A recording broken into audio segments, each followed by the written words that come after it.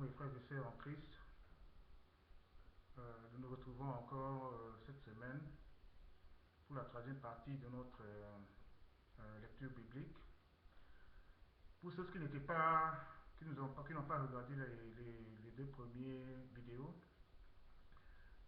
où j'ai expliqué le pourquoi j'ai décidé de faire ces vidéos, je voudrais tout d'abord dire que ça a été une révélation. Dans mes prières, j'ai toujours demandé à Dieu, dire à Dieu que je voudrais le rencontrer, je voudrais voir son visage. Et il y a quelque temps, il m'a répondu clairement, il m'a demandé comment je pouvais le connaître si je ne comment je pouvais le rencontrer si je ne le connaissais pas. Et je lui ai demandé comment faire pour le reconnaître, mieux le connaître, et il m'a dit clairement aussi, lis ta Bible. Pourquoi j'ai décidé chaque jour, au moins une fois par semaine, je vais prendre 30 à 1 heure de temps pour lire la Bible, lire un passage, lire un chapitre, un ou deux chapitres, et partager ce que je ressens, ce que je comprends à travers la Bible, à travers ces paroles avec vous. Encore une fois, je l'ai dit la dernière fois, je ne suis pas un homme de Dieu, je ne suis pas un prophète, je ne suis pas un bishop, un révérend, archibishop ou des choses comme ça. Je ne fais aucun cours de théologie, donc je suis juste un chrétien qui cherche à mieux connaître son Dieu, qui cherche à mieux connaître la parole de Dieu. Donc, ce que je dis ici, tout ce que je dis ici n'est pas vérité, ne prenez pas ça comme une religion, c'est juste ma compréhension à mon niveau spirituel de ce que je comprends à travers la Bible, à travers ce que je lis à travers la Bible. Donc, la semaine passée, nous avons commencé par Genèse et nous avons lu le premier chapitre. Je crois que nous nous sommes arrêtés au dernier verset. Sans plus tarder, nous allons à présent prendre quelques minutes de prier dans la famille des yeux et prier. Mes frères et sœurs en Christ, prions. Seigneur, nous te disons merci pour nous avoir réveillés et gardés pendant toute la nuit, nous avoir réveillés ce matin en bonne santé. Merci Seigneur pour tout ce que tu fais dans nos vies, pour tous les bonheurs, pour toutes les joies. Merci Seigneur pour nos parents, nos familles, nos femmes, nos enfants, nos frères et sœurs. Seigneur, nous te remercions pour tout ce que tu nous donnes tous les jours, pour le souffle de vie que tu nous donnes. Seigneur, nous te confions cette émission, nous te confions cette vidéo que nous allons faire encore aujourd'hui, pour la seule gloire de ton nom, Seigneur. Et nous demandons qu'à ce que tu nous inspires, que tout ce que sortira de nos bouches, tout ce que nous dirons durant ces 30 à 1 heure de temps, Seigneur, que ça vienne directement de toi, que ça ne vienne pas de nous, que ça ne vienne pas de ma chair, non, que ça vienne de toi, Seigneur. Nous te prions, nous te rendons grâce, Seigneur. Amen. Nous avons prié. Sans plus tarder, nous allons prendre notre Bible et nous allons aller à Genèse.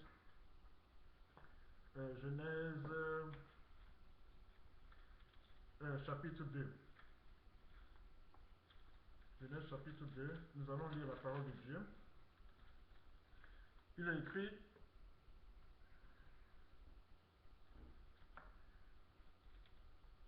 ainsi furent achevés les cieux et la terre et toute leur armée. Dieu acheva au 7e jour son œuvre qu'il avait faite, et il se reposa au 7e jour de toute son œuvre qu'il avait faite. Verset 3. Dieu bénit le 7e jour et il le sanctifia, parce qu'en ce jour il se reposa de toute son œuvre qu'il avait créée en le faisant. Verset 4. Voici les origines des cieux et de la terre quand ils furent créés, lorsque l'Éternel Dieu fit une terre et des cieux. Aucun arbuste des champs n'était encore sur la terre, et aucune herbe des champs n'est germée encore, car l'Éternel Dieu n'avait pas fait pleuvoir sur la terre, et il n'avait point d'homme pour cultiver le sol. Verset 6. Mais une vapeur se leva de la terre et arrosa toute la surface du sol. L'Éternel Dieu forma l'homme de la poussière de la terre, il souffla dans ses narines un souffle de vie, et l'homme devint un être vivant. Verset 8. Puis l'Éternel Dieu planta un jardin en Éden, du côté de l'Orient, et il y mit l'homme qu'il avait formé. L'Éternel Dieu fit pousser du sol des arbres de toute espèce, agréables à voir et bons à manger, et l'arbre de la vie au milieu du jardin, et l'arbre de la connaissance du bien et du mal. Un fleuve sortait d'Éden pour arroser le jardin, et de là, il se divisait en 4 bras. Le nom du premier est Pishon, c'est celui qui entoure tout le pays de Haliba, où se trouve l'or. L'or de ce pays est pur, on y trouve aussi de l'hélium et la pierre d'Oxine. Le nom du second fleuve est Gihon, et c'est celui qui entoure tout le pays de Couche. Le nom du troisième fleuve est Hiddekel, c'est celui qui coule à l'orient de la Syrie. Le quatrième fleuve, c'est l'Euphrate. L'Éternel Dieu prit l'homme et le plaça dans le jardin d'Éden pour le cultiver et pour le garder. Verset 17. Verset 16. L'Éternel Dieu donna cet ordre à l'homme: tu pourras manger de tous les arbres du jardin, mais tu ne mangeras pas de l'arbre de la connaissance du bien et du mal, car le jour où tu en mangeras, tu mourras. L'Éternel Dieu dit: il n'est pas bon que l'homme soit seul. Je lui ferai une aide semblable à lui. En verset 19, l'Éternel Dieu forma de la terre tous les animaux des champs et tous les oiseaux du ciel, et il les fit venir vers l'homme pour voir comment il les appellerait. Et afin que tout être vivant portât le nom que lui donnerait l'homme. Verset 20. Et l'homme donna des noms à tout le bétail, aux oiseaux du ciel et à tous les animaux des champs. Mais pour l'homme, il ne trouva point d'aide semblable à lui. Alors l'Éternel Dieu fit tomber un profond sommeil sur l'homme qui s'endormit. Il prit une de ses côtes et referma la chair à sa place. L'Éternel Dieu forma une femme de la côte qu'il avait prise de l'homme, et il l'amena vers l'homme. Verset 23. Et l'homme dit: voici cette fois celle qui est os de mes os et chair de ma chair, on l'appellera femme, parce qu'elle a été prise de l'homme. C'est pourquoi l'homme quittera son père et sa mère et s'attachera à sa femme, et ils deviendront une seule chair. Nous avons lu la parole de Dieu. Excusez-moi. Verset 25, toujours dans chapitre 2, Genèse. L'homme et sa femme étaient tous deux unis, et ils n'en avaient point honte. Voici mes frères et sœurs en Christ, nous avons lu la parole de Dieu, la Genèse, chapitre 2, verset 1 à la fin, 1 à 25. Nous avons vu dans le premier verset que Dieu dit, le premier verset dit: ainsi furent achevés les cieux et la terre et toute leur armée. C'est-à-dire au septième jour, nous avons vu dans la deuxième partie de notre vidéo, de notre série, que Dieu créa la terre en 6 jours. Maintenant, nous voyons qu'au septième jour, il a terminé son œuvre. Il a terminé la création de la terre, il a terminé la création du ciel, de la lumière, des ténèbres, du jour, des animaux, des êtres vivants, de l'homme. Maintenant, au septième jour, il s'est reposé. Il se reposa de toute son œuvre. 6 jours pour travailler, le septième jour, pour se reposer, Dieu s'est reposé. Au verset 3, nous voyons qu'il bénit le septième jour. Non seulement il s'est reposé le septième jour, mais il le bénit aussi. Il bénit le jour. Et nous voyons encore ici que Dieu, tout ce qu'il crée, il bénit. Dans les deux premières parties, nous avons vu qu'il a créé l'homme, il a créé les animaux, les poissons, tous les animaux vivants, même les herbes et les plantes, et il les a bénis. Il ne s'est pas seulement contenté comment dirais-je, de les créer, mais il les a bénis. Il les a bénis. Donc, Dieu nous a bénis, nous tous. Vous voyez, les frères et sœurs en Christ. Donc, il bénit le septième jour et il le sanctifia, parce qu'en ce jour, il se reposa de toute son œuvre qu'il avait créée en le faisant. Verset 4. Voici donc les origines des cieux et de la terre quand ils furent créés. Donc, c'est comme ça que Dieu a créé le ciel, la terre, les cieux. Aucun arbuste des champs, lorsqu'il a créé la terre et les cieux, les arbustes des champs n'étaient encore pas sur la terre. Et aucune herbe des champs n'est jamais encore, car l'Éternel Dieu n'avait pas fait pour le voir sur la terre. Donc il n'y avait pas encore de pluie. Donc il n'y avait pas encore d'arbustes des champs, et il n'y avait pas encore d'herbes des champs, ne jamais encore. Donc il ne germait pas. Ils étaient là, mais ils ne germaient pas encore. C'est-à-dire, ils ne se reproduisaient pas encore, parce qu'il n'y avait pas encore la pluie pour les faire se reproduire, pour les faire germer. Il n'y avait point d'homme sur la terre pour cultiver le sol. Donc, il n'y avait pas de reproduction de la terre. Mais, mais il est dit au verset 6, pardon, qu'une vapeur s'éleva de la terre et arrosa toute la surface du sol. Au verset 7, l'Éternel dit, Dieu forma l'homme de la poussière de la terre, il souffla dans ses narines un souffle de vie, et l'homme devint un être vivant. Donc, il créa l'homme, et il souffla un souffle de vie dans ses narines, et l'homme devint un être vivant. Verset 8. Puis l'Éternel planta un jardin en Éden du côté de l'Orient, et il y mit l'homme qu'il avait formé. Donc, il forma l'homme, et il créa un jardin.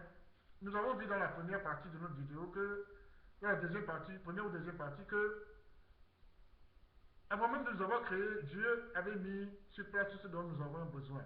Nous voyons aussi ici aussi, il a créé un jardin d'Éden. Le jardin d'Éden, c'est comme un paradis, c'est un paradis terrestre. Il y avait tout, les arbres fruitiers, tout ce dont les arbres fruitiers, tout ce dont la terre était fertile, tout ce dont l'homme aurait vraiment besoin pour s'épanouir, pour se sentir à l'aise et pour vraiment profiter de la grâce de Dieu divine. Donc, il créa le jardin d'Éden et il envoya l'homme. Vous voyez? Donc, depuis le début, Dieu nous a glorifiés, il nous a bénis, il nous a créés, il nous a bénis, il nous a donné un souffle de vie. Et il a créé un jardin d'Éden, un jardin appelé Éden juste pour nous, juste pour que nous puissions en profiter. Et il mit l'homme qu'il avait formé.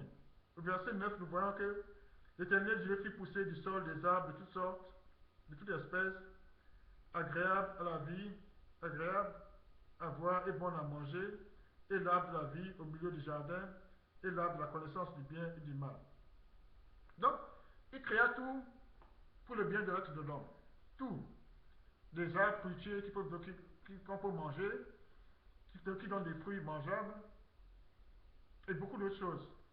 Et il planta au milieu du jardin d'Éden un arbre. Et c'est l'arbre de la connaissance du bien et du mal, mes chers frères et sœurs en Christ.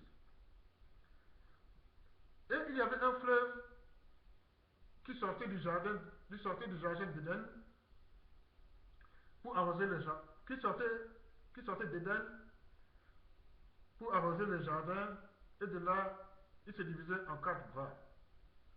Donc, il y avait un fleuve qui sortait d'Éden et qui arrosait les jardins que Dieu a plantés. Et de là, et du jardin d'Éden, il se divisait en 4 bras. Nous allons voir le nom du premier bras, c'est-à-dire le nom du premier bras de fleuve, est appelé Pichon. C'est celui qui entoure tout le pays de Havila où se trouve l'or. Donc, les fleuves se divisent en 4. Un des bras arrose là où se trouve l'or, entoure tout le pays où se trouve l'or. Donc, juste en dehors du jardin d'Éden. Mes frères et sœurs, en Christ. L'or de ce pays est pur. On y trouve aussi le délimium et la pierre d'onyx. Donc, de l'or pur, juste dans le jardin, après le jardin d'Éden, au sortir du jardin d'Éden, il y a 4 bras. L'un des bras en tout le pays où il y avait beaucoup d'or, l'or pur. Le nom du deuxième fleuve est Gihon. C'est celui qui entoure tout le pays de Koch. Le nom du troisième fleuve est Hideki. C'est celui qui coule à l'orient de la Syrie. Le quatrième fleuve, c'est l'Euphrate. Plus tard dans la Bible, nous verrons la signification de tous ces bras de fleuve. Parce que chaque bras de fleuve a une signification et a une signification et a un plan. Dieu, en créant ça, il avait un plan pour chacun pour chaque chose qu'il fait. C'est pourquoi je dis toujours que dans la Bible, il n'y a pas de code secret. Il n'y a pas de code secret, il n'y a pas de langage codé. La Bible est écrite est le livre le plus traduit du monde. C'est traduit dans toutes les langues du monde. Et tout le monde peut la lire et la comprendre.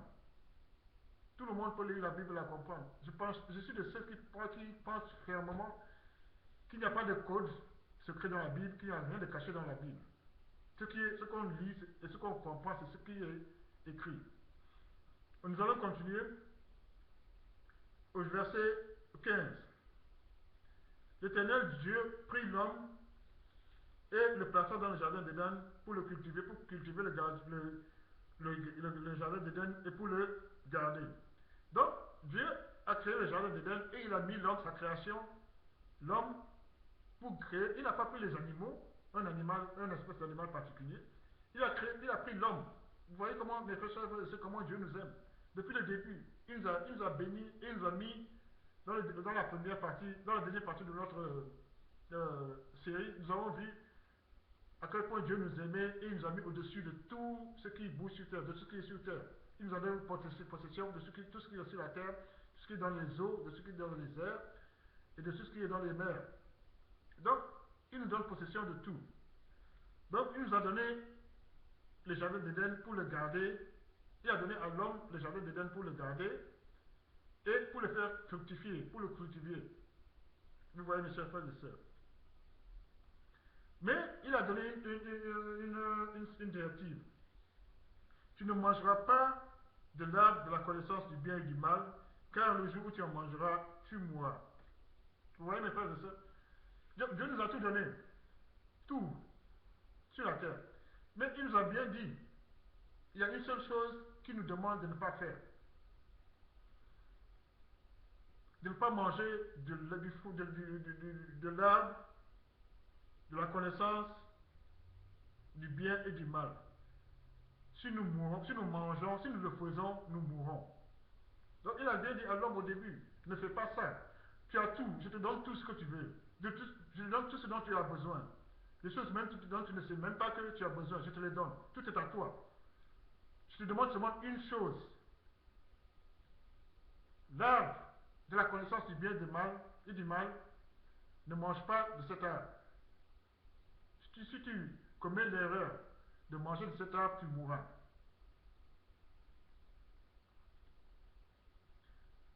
Et nous verrons plus tard ce qui se passera. Nous allons continuer. Verset 18. L'Éternel Dieu dit, il n'est pas bon que l'homme soit seul. Je lui ferai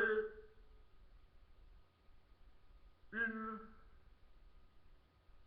semblable, une aide semblable à lui. Donc, depuis le début, l'homme ne savait, il a créé l'homme, mais l'homme ne savait même pas qu'il avait besoin de quelque chose d'autre. Qu'il a besoin d'être seul ou pas. Mais Dieu, dans sa grandeur, dans sa puissance, il savait que, il savait que l'homme a besoin de ne pas être seul. Qu'il fallait qu'il lui donne quelque chose avec qui il pourra être. Donc, c'est ce que je disais toujours, ce que je dis toujours. Que avant même de nous avoir créé, Dieu nous avait donné, savait déjà tout ce dont nous aurons besoin et il nous a donné. Donc, nous allons continuer. L'Éternel Dieu dit, forma de la terre tous les animaux. Verset 19, l'Éternel Dieu forma de la terre tous les animaux des champs et tous les oiseaux du ciel, et il les fit venir vers l'homme pour voir comment il les appellerait, et afin que tout être vivant portant le nom que lui donnerait l'homme. Donc, il a fait venir tous les animaux vivants des champs et des oiseaux du ciel, et afin que l'homme puisse leur donner un nom, le nom qui sera confortable. Et ainsi, l'homme donna à chaque espèce d'animal un nom particulier. Au verset 20, nous voyons que l'homme donna des noms à tout le bétail, aux oiseaux du ciel et à tous les oiseaux des animaux du champ, mais pour l'homme, il ne trouva point d'aide semblable à lui. Donc, le premier homme, Dieu a fait venir tous les animaux, tous les oiseaux devant l'homme. Et il a demandé à l'homme de les nommer. Donc, l'homme a nommé. Finalement, il s'est rendu compte que il n'y a personne comme lui et qu'il est seul. Vous voyez, mes chers frères et sœurs en Christ. Donc, l'homme dit, et Dieu dit, non. Donc, oui, donc verset 21. Alors l'Éternel Dieu fit tomber un profond sommeil sur l'homme, qui s'endormit, il prit une de ses côtes et referma la chair à sa place. Donc, l'homme s'est rendu compte qu'il était seul. Parce qu'il a donné un nom à tous les animaux, les oiseaux, et il s'est rendu compte qu'il était seul. Donc Dieu le fit tomber dans un profond sommeil. Dieu le fit endormir. Et il prit une de ses côtes.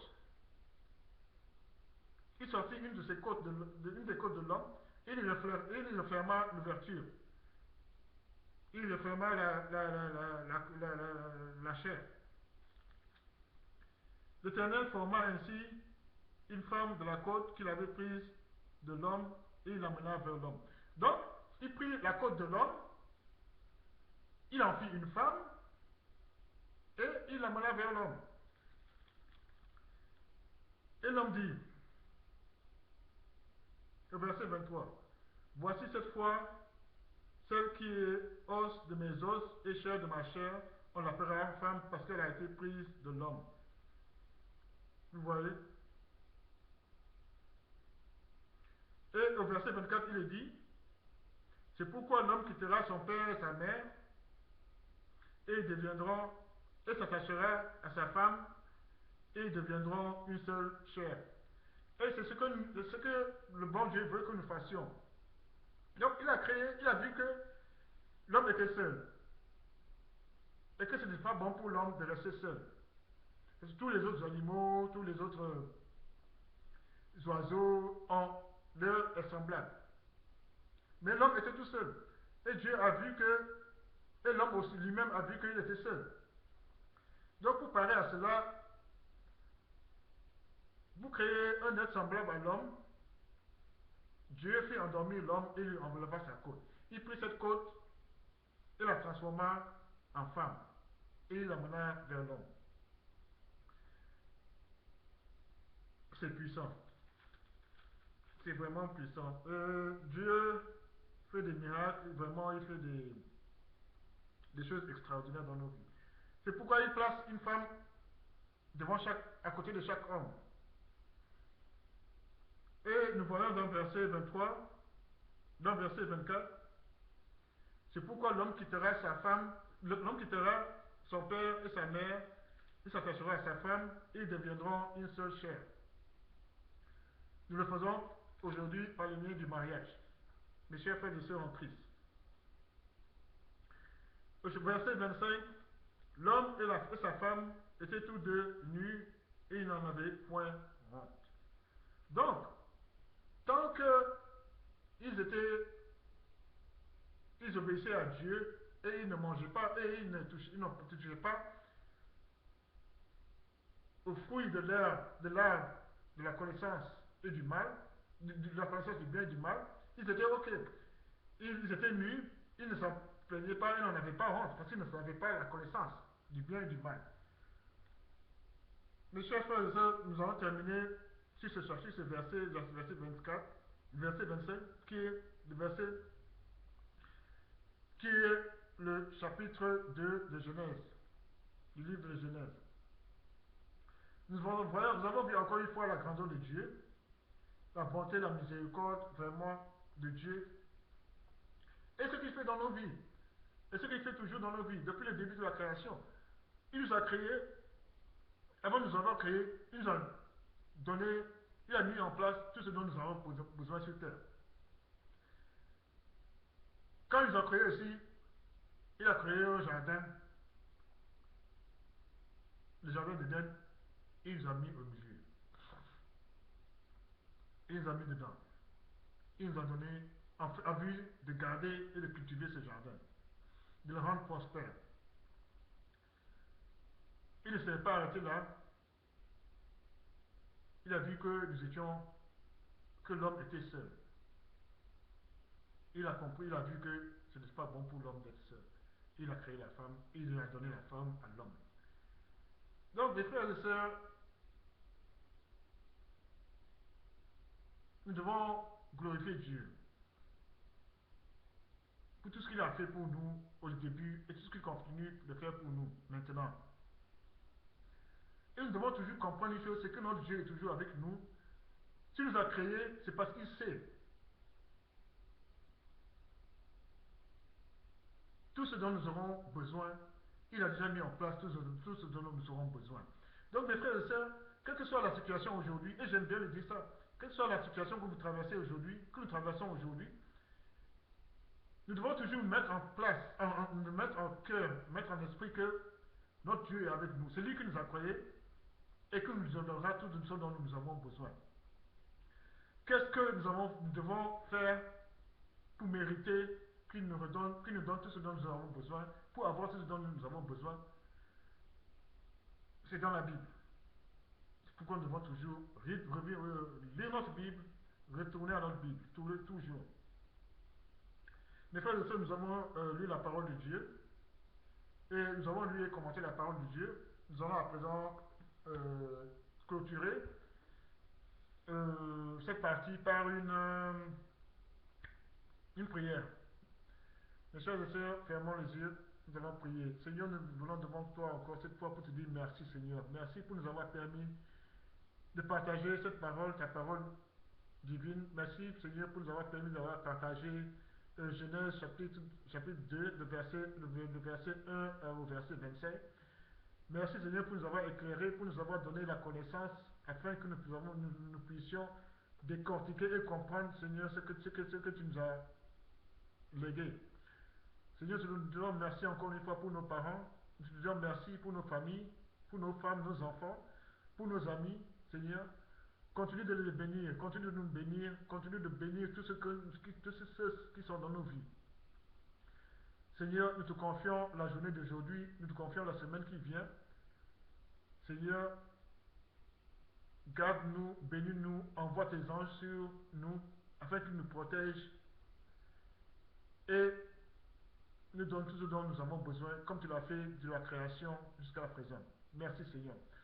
Seigneur, mes chers frères et sœurs en Christ, nous avons terminé et nous allons nous revoir la semaine prochaine. Euh, que la grâce de Dieu soit sur vous. Soyez bénis, mes chers frères et sœurs en Christ, et à la semaine prochaine. Merci.